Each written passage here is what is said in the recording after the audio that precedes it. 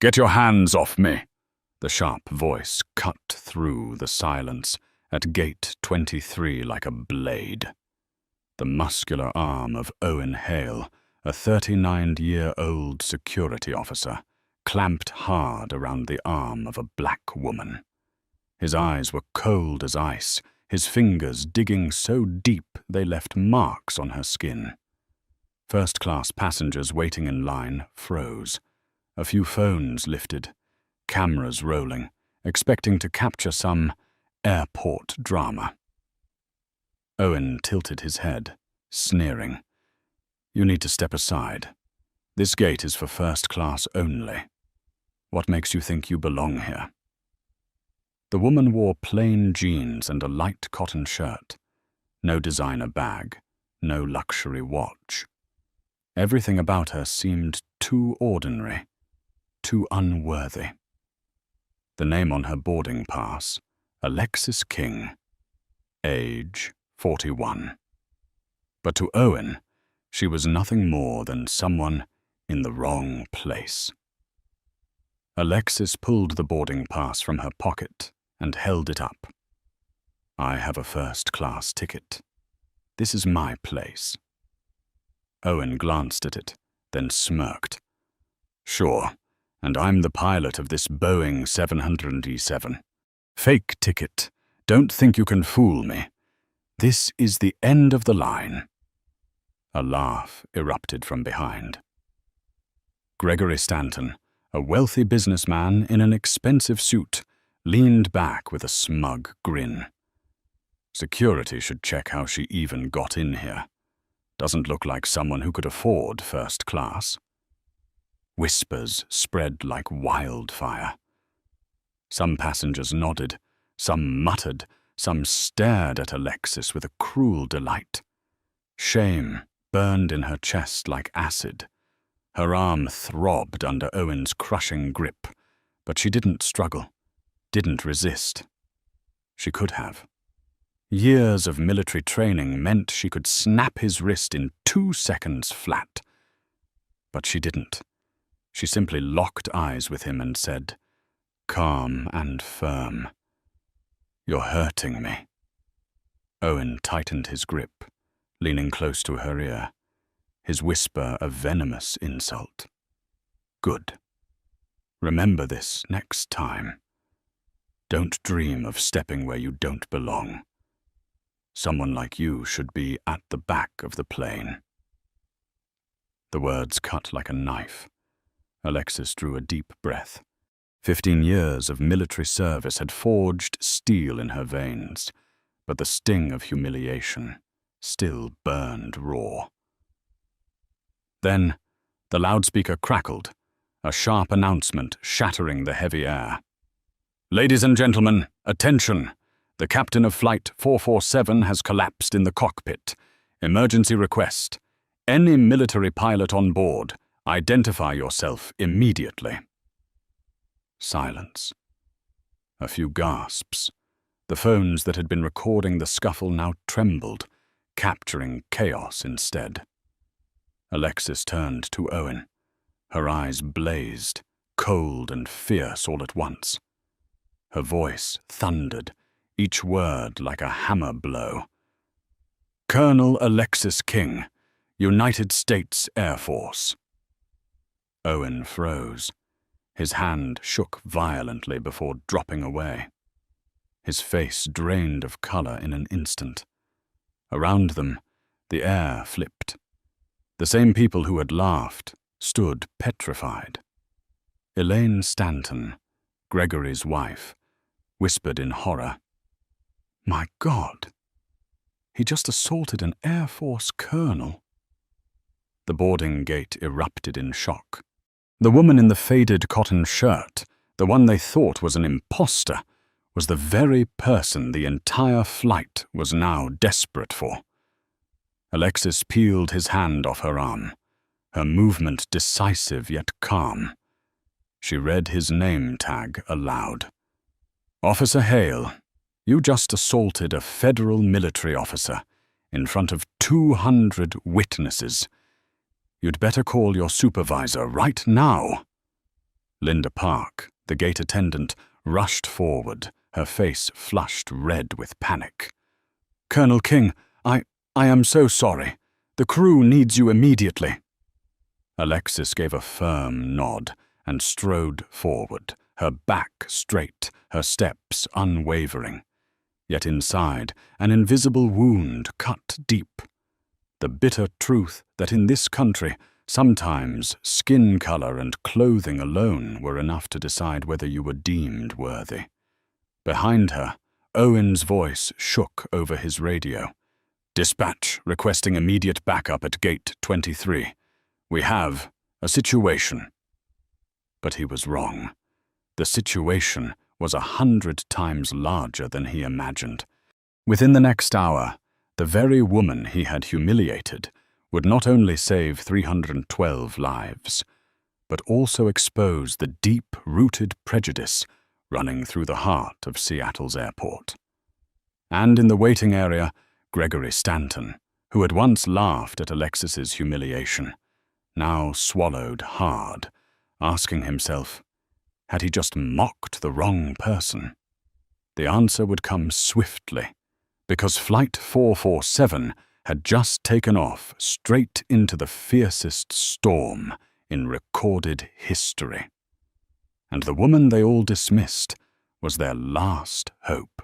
The sound of the cabin door closing was like a blade slicing through the air, sealing off the outside world from the 312 souls inside the Boeing 707.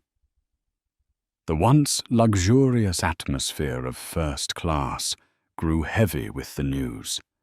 Captain Robert Hayes, a veteran with 23 years of experience, was unconscious in the cockpit. Alexis King stepped into the cabin. Every eye turned toward her. Some whispered, some snapped photos. Others stared with a mix of doubt and disbelief. A black woman in a plain cotton shirt just dragged at the gate, now being announced as an Air Force colonel. Too hard to believe for many.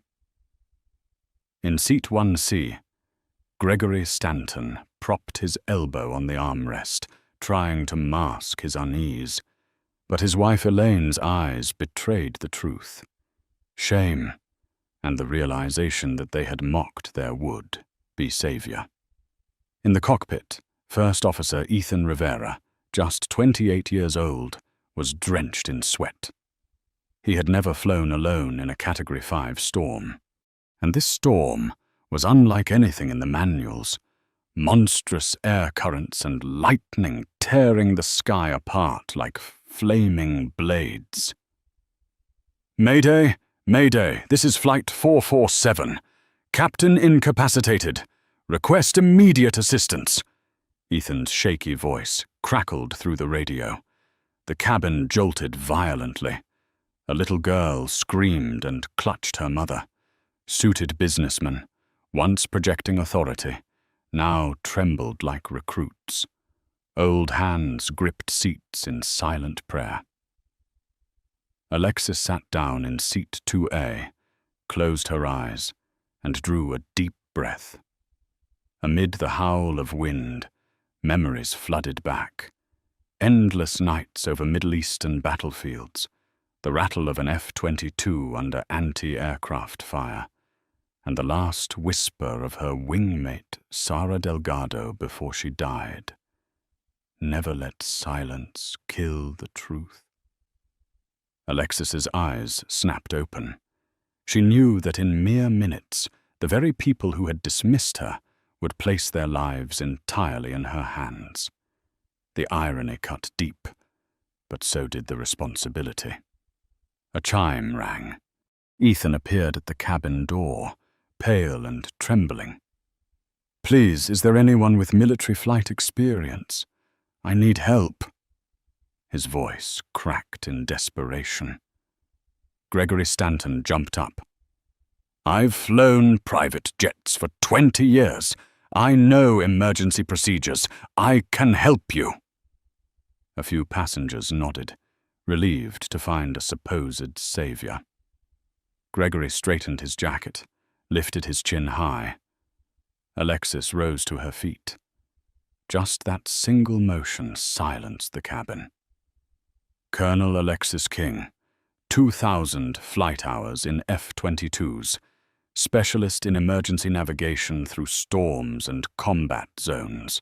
I am here. The air froze. Ethan's eyes widened. Passengers gawked in disbelief. Then a hiss came from the back. She doesn't look like a colonel. She's bluffing. Gregory seized the chance, sneering. See, Ethan, this woman was just dragged away by security.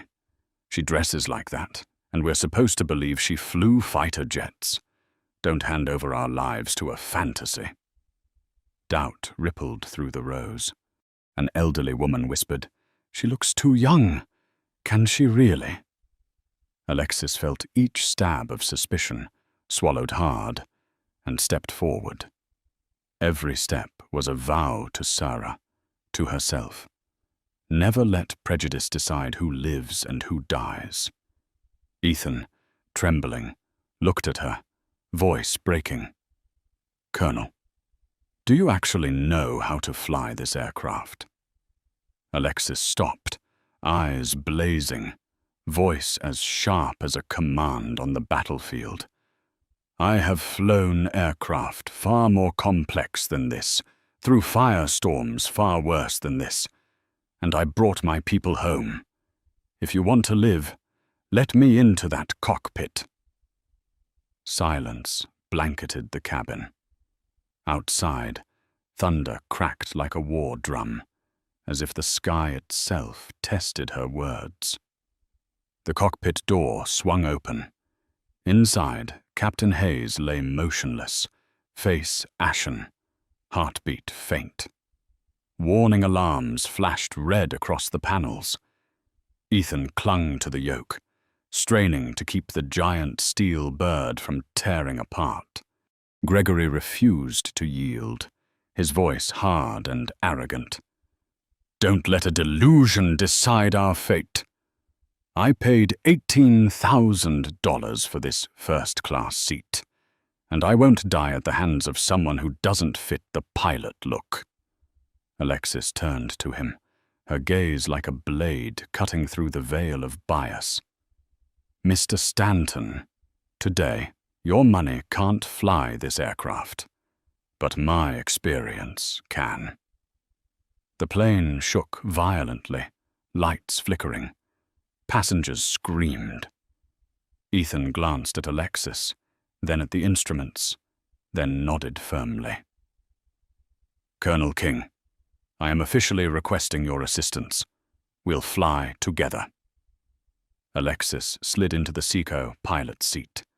Thunder roared outside, fierce as a battle drum. And in that very moment, the fate of 312 lives shifted into the hands of the woman they had once dismissed. The storm tossed the Boeing 707 like a cheap toy. Metal rattled violently. Cabin lights flickered non-stop. Every scream and whispered prayer pressed against the cockpit door like an unbearable weight on Ethan Rivera and Colonel Alexis King. Ethan, drenched in sweat, gripped the yoke with white knuckles, his voice cracking through the roar of the wind. "We're at 37,000 feet. Crosswinds beyond tolerance. I don't know how much longer I can hold her." Alexis leaned forward, eyes scanning the control panel, flashing with urgent red warnings. She laid a steady hand on his shoulder. "Listen to me. Breathe. I need altitude, speed, remaining fuel." Ethan swallowed hard and rattled off the numbers like a machine. The moment he finished, Alexis nodded sharply. Her voice cut through the chaos like an arrow. "We need to descend immediately into lower air. Climbing is suicide." Just then, the door slammed open. Gregory Stanton stormed in, his face flushed crimson, voice bellowing above the thunder. "She'll kill us all. We have to climb. I've logged hundreds of hours on private jets. I know what it takes to clear a storm." He dropped into the jump seat, pointing a commanding finger at Ethan. "You're young, inexperienced. Listen to me, or we all die." The cockpit air thickened. Ethan looked at Gregory, then at Alexis. The world spun inside his eyes. On one side, the wealthy man in an expensive suit, voice booming with authority. On the other, the woman dragged in humiliation at the gate, now seated here with every movement radiating the authority of a seasoned pilot. Gregory didn't let him think. He leaned forward, snarling. "Listen to me now. Full thrust. Climb to 42,000 feet. Up there it's clear. Calm. Don't let someone who doesn't belong here decide our fate." Alexis never turned. She kept her eyes fixed on the instruments, her voice steady, cold. "Mr. Stanton, climbing in these conditions will shear the wings. Wing separation. Do you understand what that means? 312 lives shredded in the sky." "Oh," Gregory scoffed, sneering. "Don't throw jargon at me. Anyone can read a manual."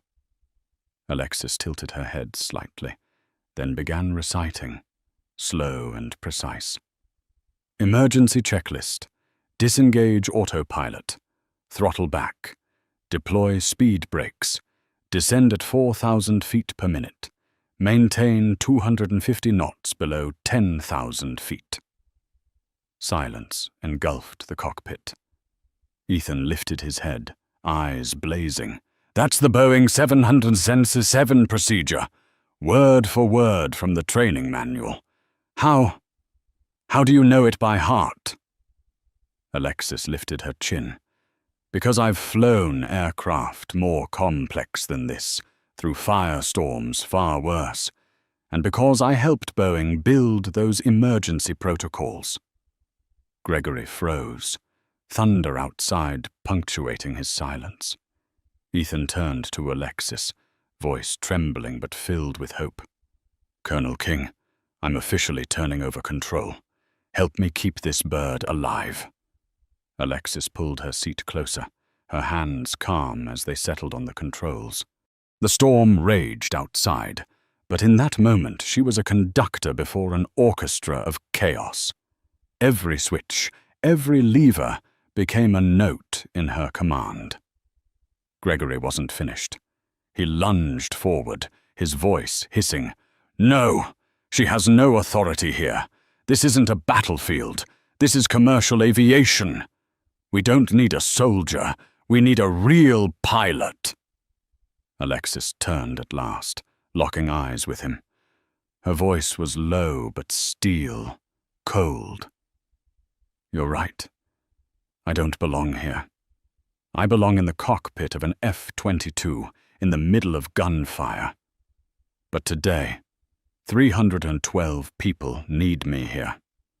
And that makes this exactly where I belong." Ethan held his breath. Passengers still screamed beyond the door, but in the cockpit, her words struck like a hammer. Gregory faltered, lips moving without sound. Alexis pulled the yoke. The Boeing 777 tilted, descending into lower air. The aircraft shuddered violently, but the nose steadied. Some warnings shifted from red to amber. Ethan's eyes darted between the gauges and Alexis, a spark of life igniting in his gaze for the first time. Gregory, face burning, clutched the seat with trembling hands. He didn't know his prejudice tirade had been recorded by the cockpit system and would soon serve as a damning verdict against his reputation. Alexis didn't care. She focused on her steady breathing, on her hands guiding the giant bird through the storm. Everything else the scorn, the noise, the doubt, was left behind. In her mind echoed only one promise. Never let prejudice decide who lives and who dies. And this time, that promise was holding an entire sky together. The engines roared, warning alarms shrieked without pause. The massive jet thrashed like a child in the ruthless grip of nature's storm. Alexis King gripped the controls, her eyes locked on the trembling gauges. Every needle, every digit shook violently in the chaos. Ethan Rivera clenched his jaw, sweat pouring down his neck, whispering in near despair. "Colonel, this storm is beyond anything I've ever seen. We need eyes. Civilian radar won't cut it." Alexis nodded, her voice sharp and steady. "Patch through Seattle Air Traffic Control. Request immediate connection to McCord Air Force Base." Ethan blinked, stunned. "McCord? That's a military channel. They'll never authorize." "Do it," Alexis cut him off. "They'll take me." Ethan hesitated, but complied, his voice breaking through static. "Seattle Control, this is Flight 447. Emergency request. Direct connection to McCord Air Force Base. Captain incapacitated. We need military satellite data." A tense silence followed.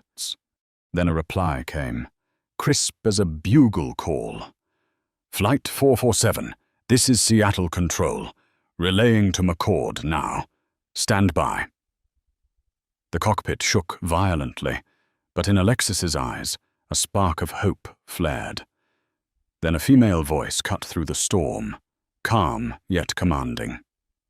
"Flight 447, this is McCord Base Operations. Brigadier General Naomi Chen speaking. Confirm the identity of the person at the controls." Ethan opened his mouth, but Alexis seized the mic, her voice ringing with urgency and pride. "McCord, this is Colonel Alexis King, United States Air Force. Call sign, Spectre." A beat of silence. Then Naomi Chen's voice shifted, tinged with surprise and relief. "Spectre, confirmed. We've been monitoring from the start. Transmitting full satellite data to your system. The Secretary of Defense is overseeing. You have full authority." In that instant, the cockpit seemed to pause. Not because the storm calmed, but because recognition ignited the cramped space like a flare.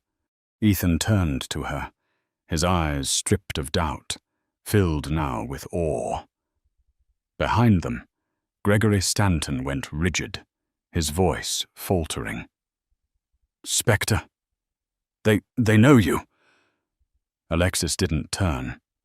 Her gaze fixed on the screen, now alive with military satellite imagery, swirling storm cells mapped in brutal detail. "This storm isn't an enemy," she murmured, half to herself. "It's a maze, and every maze has an exit." Naomi Chen's voice returned. "Spectre, sensors confirm the eye wall is opening southwest, 40 nautical miles out. Recommend descent to 15,000 feet, heading 270. Alexis shook her head firmly. "Negative. We're going down to 8,000, cutting through the southern wall, low and fast. Just like running anti-aircraft fire." A pause, then Naomi's voice carried respect. "Spectre, you rewrite the playbook every time you take off. McCord fully supports. Godspeed." Ethan stared, voice trembling. "Colonel, this is commercial, not combat. Can this jet even survive that dive?" Alexis leaned in, her hands steady on the yoke, her eyes blazing in the red strobe light. "This plane wasn't built for combat storms. but I was built to survive them." The words sliced through Ethan's fear like steel. He nodded hard. "Copy. Spectre, I'm with you." Behind them, Gregory sat frozen, face drained of all color. For the first time in his life, money and status held no weight. He was nothing but a powerless passenger, watching the woman he had mocked carry the sky on her shoulders. The storm still howled outside, but inside the cockpit there was no chaos. This was Alexis King's battlefield, where a single miscalculation meant death, and where courage itself became the only map out. The massive Boeing 737 shook like a crumpled leaf. Lightning split the sky again and again, flooding the cockpit with blinding white light before plunging it back into suffocating darkness. The wind shrieked like thousands of blades, scraping against the fuselage. Alexis King gripped the yoke, her heart steady, her breath impossibly calm. To her eyes, the spiraling winds were no longer chaos. They were rhythm, a flow she could read. "Throttle down to 65%, heading 210. Prepare to deploy speed brakes," Alexis commanded, her voice as composed as a field order. Ethan Rivera obeyed instantly, his trembling hands steadied as though anchoring themselves to Alexis's heartbeat. Outside, the plane tilted sharply, its belly brushing the violent currents. Screams poured in from the cabin, but Alexis never blinked. She eased the jet lower, meter by meter. Threading through invisible gaps civilian radar could never reveal. Suddenly, a shout cut through the storm. "You're going to kill us!" Gregory Stanton lunged forward, clutching the back of Alexis's seat, his eyes bloodshot. "Pull us higher! You're dragging us straight into hell!" Ethan barked. "Sit down, now!" But Gregory's voice cracked with defiance. "You're trusting someone who was dragged out of the first-class gate. She doesn't belong here." Alexis never turned her head, her eyes locked on the storm. But when she spoke, her words froze the cockpit.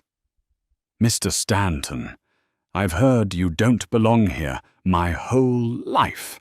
At the academy, on the battlefield, in the boardroom. And every time, I proved the place I stood was exactly where I was needed most." She pulled the yoke. The massive jet dropped in a steep descent, plunging as though into a void. The cabin erupted in screams. Luggage clattered violently, but as the jet dove, the nose stabilized. The storm's vortex fell behind them. Warning lights dimmed. Only a few amber signals flickered. Ethan gasped, voice cracking. "My God, you just used a forced descent to break through the turbulence layer." Alexis gave a brief nod, her eyes locked on the instruments. "In combat, sometimes you dive into death itself to find life." Gregory froze, gripping the seat rail, his face burning red. But before he could spit out another word, the radio crackled. Brigadier General Naomi Chen's voice rang out, firm, yet tinged with awe. "Spectre, we are recording your entire flight path. What you're doing has never been documented in commercial aviation. This is training gold." Alexis answered curtly. "Not data. 312 lives, and I'm not losing one." Ethan snapped at Gregory, his voice hard as steel. "Mr. Stanton, if you interfere again, I'll have the crew restrain you. This isn't a boardroom. This is a battlefield, and there is only one commander." Gregory stumbled back, his fists clenched, his voice gone. In his eyes flickered a new fear, not of the storm, but of the truth that his power meant nothing against skill. Alexis focused. Each jolt of turbulence became another note in the storm's symphony. She adjusted every brake, every bank, molding the lumbering 707 into a warbird, slipping it through razor-thin gaps between destruction. In the cabin, panic ebbed. Passengers felt the change. No longer free fall, but deliberate flight. A fragile hope flickered, row by row. Alexis did not look back. She whispered instead, as if to herself, as if to her fallen comrade, Sara Delgado. "I will not leave anyone behind. Not this time." The storm still howled, but in the cockpit there was a strange silence. The silence of control reclaimed. The Boeing 707 shuddered in the darkness. The storm still lashed at the fuselage like furious blows, but inside the cockpit, the rhythm of breathing had changed.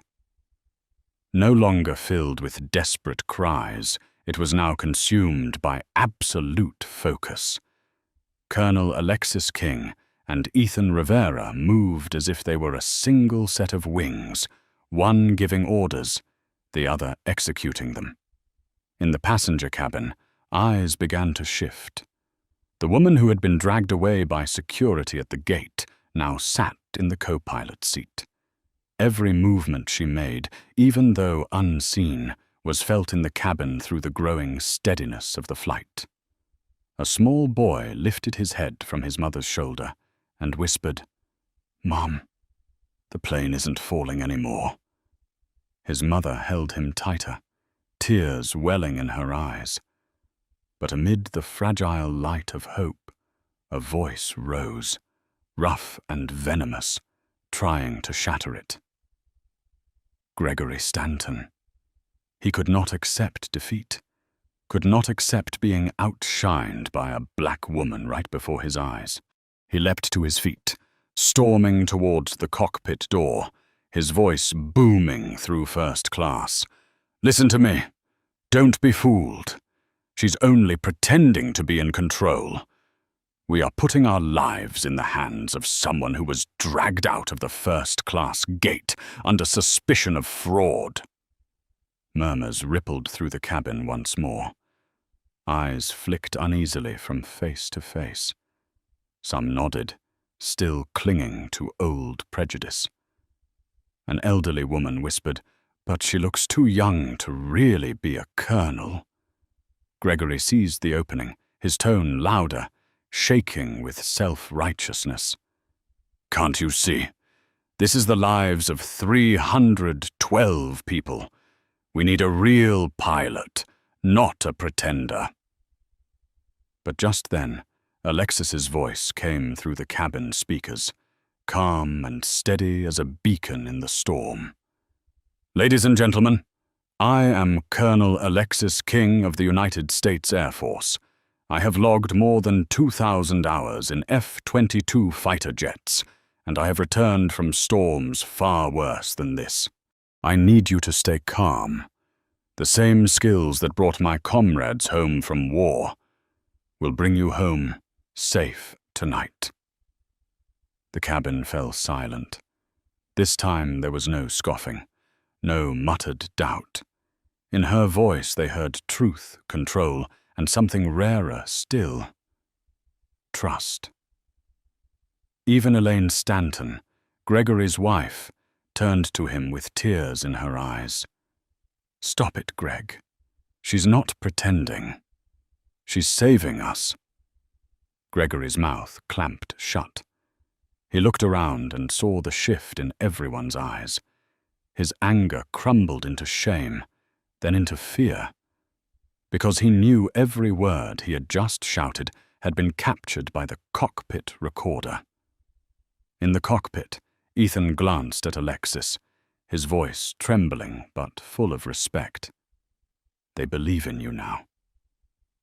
Alexis gave a slight nod, her eyes still locked on the storm, laced radar. No, Ethan. They believe in something bigger than me. They believe that when life is pushed to the edge, ability rises above prejudice. The radio crackled.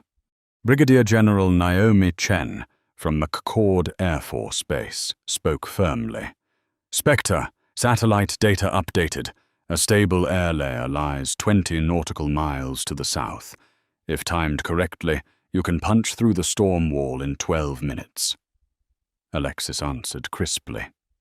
Understood. We will bring them home. Gregory slumped back into his seat, his eyes hollow. In the passenger cabin, clenched hands began to loosen. Silent prayers turned into whispers of hope. The Boeing 737 still roared against the wind, but for the first time since takeoff, it had a true heartbeat guiding it. And that heartbeat pulsed in the chest of the woman the world was only just learning to believe in. The wind screamed like an orchestra from hell, but inside the cockpit, Alexis King did not hear chaos.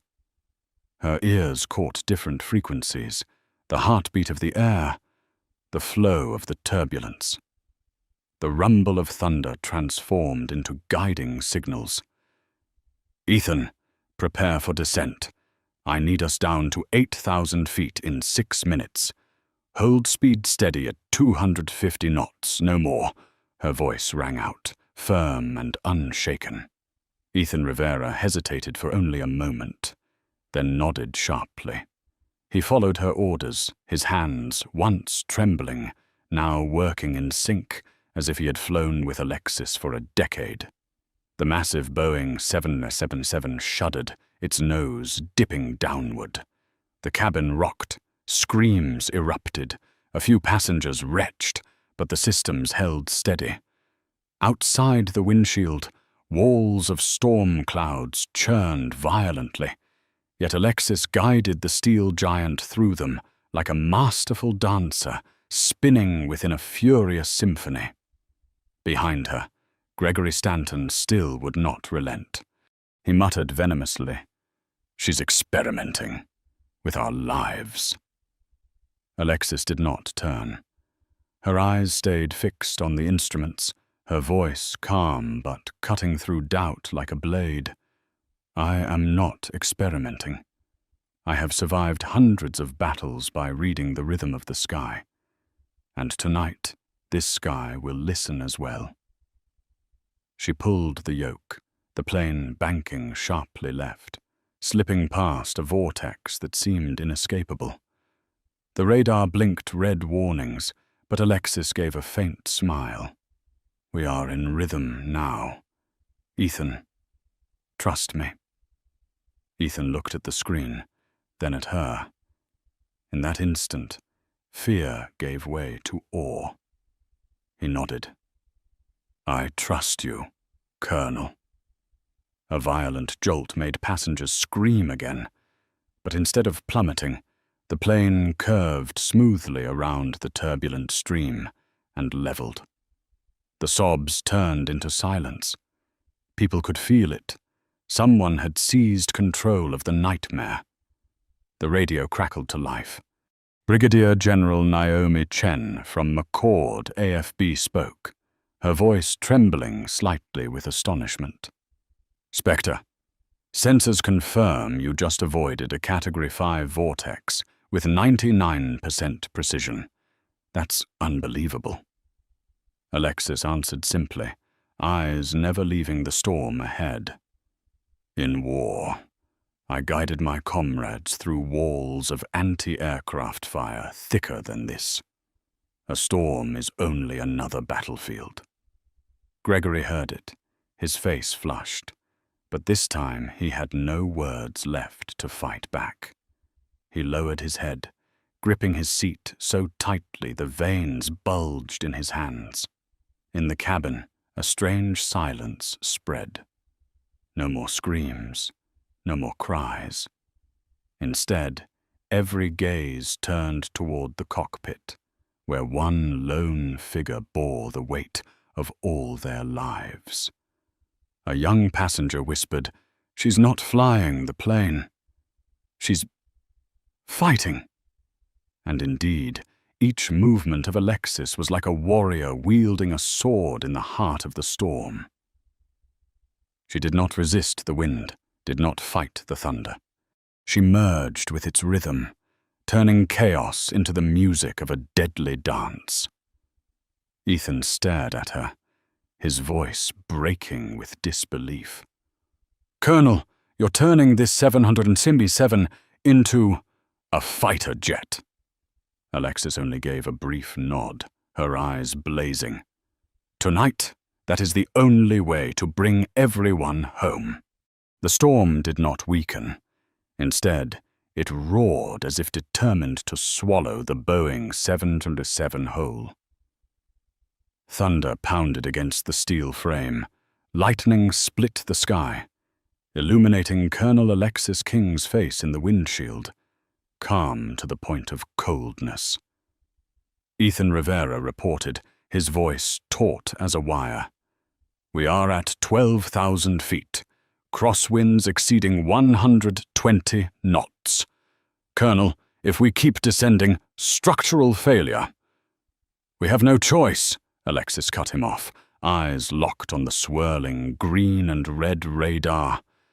"The stabilizer can take more. We're going down to 8,000 feet, then straight to Seattle." Behind them, Gregory Stanton leapt to his feet, his voice breaking with panic. "She's going to kill us. Dropping this low is suicide. Listen to me, we need to climb higher." Not a single person answered. Passengers who moments ago still wavered now looked at Gregory with cold stares. The truth was undeniable. The plane was still in the air, not because of his shouting, but because of the steady hands in the cockpit. Elaine Stanton gripped her husband's hand, whispering like a plea. "Enough, Greg. She is the only hope we have." Gregory froze, his face burning with humiliation. In the cockpit, Ethan whispered, "We're approaching the landing window. But the crosswinds, they're too strong. Can we land?" Alexis glanced at him, her voice low but solid as steel. "Not can. We must. And the only way is a military landing." Ethan stared in shock. "Combat landing. But this is a civilian aircraft." Alexis tilted her head, eyes flashing in the dark. "Tonight, it's a fighter jet, and we will show the world it can land." The radio crackled. Brigadier General Naomi Chen from McCord AFB spoke. "Spectre, Seattle Tower has cleared the entire runway. Emergency services are lined 500 feet along. The sky is yours." Alexis pressed the button to reply, her voice unwavering. "Copy that. This will be a short field, high-speed landing. Prepare all contingencies." In the passenger cabin, the intercom came alive. Alexis's voice rang out, clear, sharp, without a trace of fear. "Ladies and gentlemen, this is Colonel Alexis King. We are about to land. This approach will not resemble any commercial flight you've ever experienced. The plane will shake violently, the speed will be high. But everything is under control. I promise you one thing, I will take you home." The cabin fell silent. Then, like a wave, whispers of prayer mingled with eyes filled with hope. A little girl clutched her mother's hand and asked softly, "Mom, will she save us?" Tears welled as the mother smiled shakily. "Yes, sweetheart. She will save us." In the cockpit, Ethan swallowed hard, his hand already on the throttle. "Colonel, give the command. I'll follow." Alexis drew a deep breath, her eyes fixed on the faint glow of the runway through the pounding rain. "All right. Brace for a storm landing. In 30 seconds, everyone will know why they call me Spectre." Outside, thunder cracked across the heavens. For a moment, it seemed as if the entire sky was holding its breath, waiting for the fateful touch of the woman who had once been scorned at the boarding gate. The Boeing 777 dove like a giant arrow, tearing through the night. Raindrops battered its body like relentless gunfire. The entire passenger cabin held its breath, hearts pounding with every violent jolt. Everyone knew. The next few seconds would decide between life and death. Colonel Alexis King gripped the yoke tight. Her voice rang through the intercom, sharp and measured. "Ethan, hold at 180 knots. Prepare spoilers. On touchdown, full reverse thrust immediately. No hesitation." "Copy!" Ethan Rivera shouted back, his palms soaked with sweat, but his eyes blazing with determination. The runway lights emerged faintly through the storm, flickering like a fragile chain of pearls in the raging darkness. Alexis adjusted the nose, her heart beat calm, almost unnaturally steady. In that moment, she remembered her late comrade, Sara Delgado. The vow echoed in her mind. Never let prejudice decide who gets to live. 100 feet, Alexis counted aloud.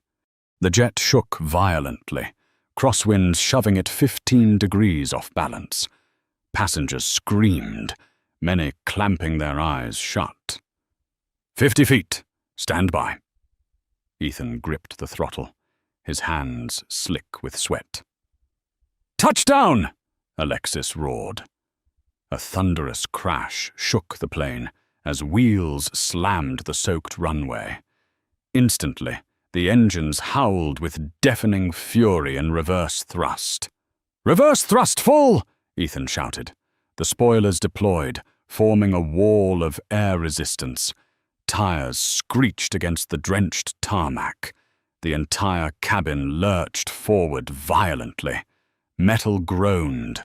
The fuselage rattled, but instead of skidding out of control, the steel giant slowed at a staggering rate. In the cockpit, Alexis barked, "Hold centerline! Hold heading!" The aircraft wrestled an invisible beast, but each correction from Alexis was precise to the centimeter. The tail whipped left, she countered with a steady hand, thrusters reversing, forcing it back in line. Outside, fire trucks and ambulances lined the runway, red and blue lights flashing. Sirens wailed louder than the thunder, sounding like a victory march after a brutal war. 80 knots, 60, 40. Ethan read the speeds, his voice breaking. Then at last, the screeching faded.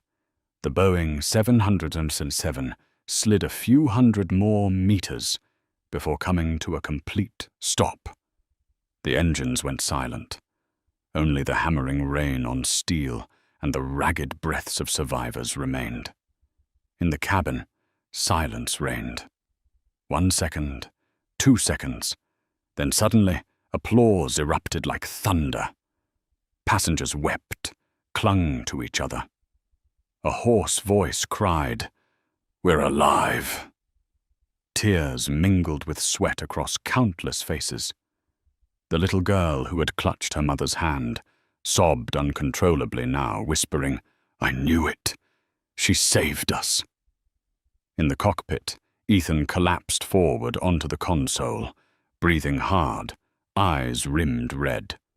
"Colonel, you just did the impossible." Alexis removed her headset, closing her eyes briefly. Her voice carried, proud yet heavy with scars of experience. The impossible only exists until someone dares to make it real. Behind them, Gregory Stanton sat frozen. his expensive suit drenched in sweat, hair disheveled. His eyes locked on Alexis, no longer filled with contempt or doubt, but with bitter acknowledgement. The woman he had once mocked had just saved his life. And his career, his reputation, would soon pay the price. Outside, rows of emergency vehicles surrounded the jet. Their flashing lights reflected in Alexis's eyes. She knew the battle in the sky was over. But the fight on the ground, against prejudice, against the system itself, had only just begun. Rain still drummed relentlessly against the steel body of the jet, but inside the cabin, the atmosphere had changed. Passengers wept, laughed, clapped in waves like a tide crashing forward. Hands clasped tightly together, embraces choked with relief. They had just walked through hell, and the one who brought them back was Colonel Alexis King, the woman who had been humiliated and dragged at the boarding gate only hours before. Alexis unbuckled her harness and rose from the co-pilot seat. Sweat streaked across her face, mixing with the flashing red and blue lights of the rescue vehicles outside. In her eyes there was no triumph, only exhaustion and a deep sorrow. Because to prove she was capable, she had been forced to wager the lives of 312 souls. The cockpit door opened. Andre Lewis, head of airport security, stepped in with a heavy expression. Behind him came FBI Special Agent Carla Nguyen, holding a folder and a phone still glowing with a freshly uploaded video. "Colonel King." Andre's voice was raw, as if he had swallowed glass. I apologize. The actions of Officer Owen Hale were not just wrong. They were criminal. He has been taken into custody at the gate. And there were 7 prior complaints of racial misconduct against him that we ignored. Alexis locked eyes with Andre. Her voice was calm, but each word cut like a blade. "You call that ignoring. I call that complicity." Andre dropped his gaze, unable to respond. Carla Nguyen stepped forward, her tone sharp and precise. "Colonel, we have collected over 40 passenger videos. Every one of them shows Hale using force and making discriminatory remarks. Those clips have already gone viral. Over 1 million views in under an hour. The Department of Justice is escalating this into a federal civil rights investigation." Ethan heard this and paled. He looked at Alexis and whispered, "Everyone. They'll know everything now." Alexis gave a faint nod. She knew the truth could not be hidden, and perhaps it shouldn't be. A trembling voice rose from behind. Gregory Stanton stood there, his expensive suit drenched, his eyes red. He shuffled forward, then suddenly fell to his knees in the aisle before Alexis. "Colonel King, I have to say this." His voice cracked. "I insulted you. I sowed doubt when you were carrying our lives. I believed my money and my status defined human worth. But tonight I learned I was blind. You saved me. You saved my wife. You saved all of us, while I did nothing but add to your burden." Murmurs rippled through the cabin. Many passengers nodded. Some wept. They too had doubted, had let prejudice cloud their sight. Alexis stood tall, looking down at Gregory. Her gaze carried no hatred, only profound sadness. "Your apology I accept, but you must understand. Forgiveness from one person does not erase the wounds of an entire system. What matters is what you do after today. Because there are countless others like me, forced every day to prove themselves 3 times over, just to be seen as enough. Gregory lowered his head, hot tears splashing onto the damp floor. Carla Nguyen stepped closer, snapping the folder shut, her voice like steel. Colonel King, all cockpit audio was recorded. Mr. Stanton's discriminatory remarks may be used as evidence, but the choice to make them public is yours. Alexis raised her head high. She looked at Gregory, at Elaine clutching his hand, at the passengers who had just escaped death. Then she spoke, her voice carrying across the cabin. I am not here to take revenge on one man. I want to change a system. If releasing those recordings can spark a greater conversation, then release them, because silence is complicity. The space fell utterly silent. Then suddenly, applause erupted, not the panicked clapping of survivors, but applause of recognition, of respect. Ethan turned to Alexis, eyes shining red. Colonel, you didn't just save us from the storm. You saved us from the prejudice that has chained us for far too long. Alexis closed her eyes, a bittersweet smile tugging at her lips. She knew this flight would be remembered in history. But what mattered more was the question it forced the world to face. How many times before had prejudice nearly killed those capable of saving us? And outside, in the pounding rain, the flashing red and blue lights still glimmered, like torches lighting the path toward a new beginning. That night, Seattle did not just witness a miraculous landing. It witnessed a raw truth. Sometimes, the prejudices we carry can kill faster than any storm. Colonel Alexis King saved 312 lives, but more profoundly, she forced the world to look inward and recognize that ability has no color, no gender, and needs no permission to exist. Alexis's story does not end on a rain-soaked runway. It will echo in boardrooms, in airports, and in the smallest choices each of us makes, whether we choose to see others through the lens of doubt or with the respect they deserve. If this story touched you, share your thoughts in the comments. Type the word courage to remind us that bravery is always present, even in the most unassuming forms. And do not forget to subscribe, so together we can share more journeys where justice and courage always prevail. Because sometimes the greatest heroes emerge from the seat right beside you.